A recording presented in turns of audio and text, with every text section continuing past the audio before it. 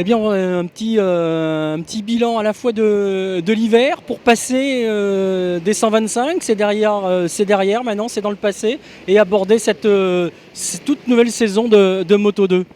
Complètement, ouais, le 125, c'est pas oublié, mais c'est une page tournée pour bien recommencer la page, bien pas recommencer, mais commencer la page du Moto 2, qui n'est pas simple à écrire, surtout pas essayer de faire le moins d'erreurs possible, même pas du tout, ça serait l'idéal.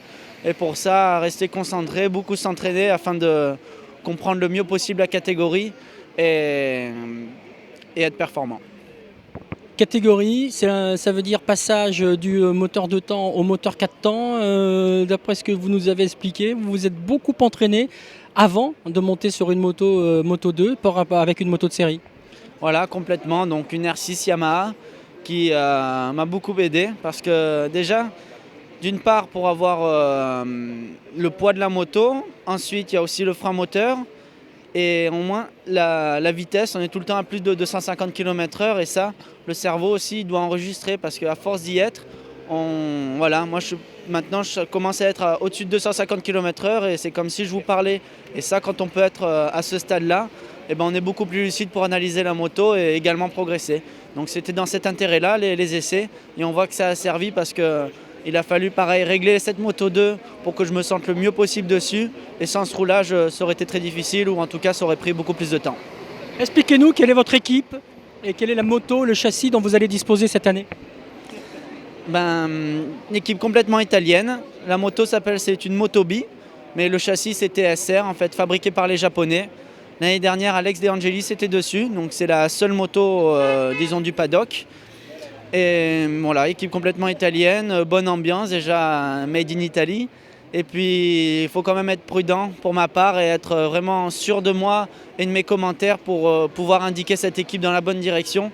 Parce qu'ils sont vraiment en capacité de faire une bonne moto, mais il faut que le pilote suive. Parce que si je commence à douter, on peut vraiment reculer et être très méfiant à ce niveau-là. Alors, on a vu également Mike Di Miglio. On sait que lui, il a eu 2 saisons très difficiles. On sait que la discipline elle-même est difficile, puisque les écarts sont infimes et les positions sur la grille, parfois, avec quelques petits dixièmes, on peut être très loin derrière. Ça vous fait peur, cette discipline Moto 2? Et comment allez-vous aborder le Qatar? Alors peur, il faut, c'est sûr, avoir cette petite peur à l'estomac, cette douleur de mal faire, d'avoir peur de mal faire en fait, pour justement rester suffisamment concentré et volontaire et pour progresser. Mais voilà, c'est important l'exemple de Mike et il faut aussi justement de ne pas faire pareil parce qu'on estime avec Laurent, donc mon coach et manager même maintenant, qu'on n'a pas le droit à l'erreur. C'est déjà pas simple d'avoir des belles places dans ces catégories de championnat du monde. Donc pour un peu qu'on fasse une erreur, on peut vite nous dégager et être remplacé.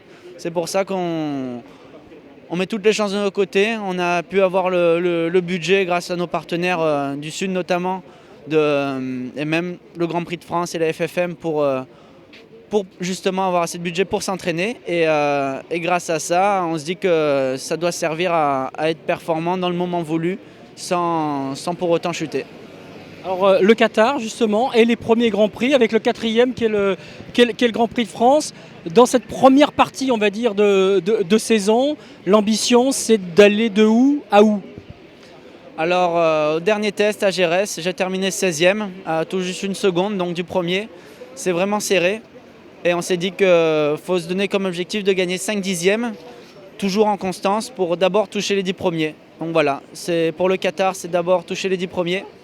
Et ensuite, si on peut confirmer cette place-là, et pas rapidement, mais se rapprocher des 5 premiers, et ensuite, dans un avenir proche, j'espère, toucher les podiums.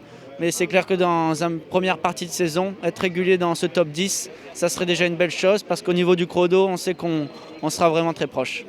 Merci. De rien. Bon courage. Merci beaucoup.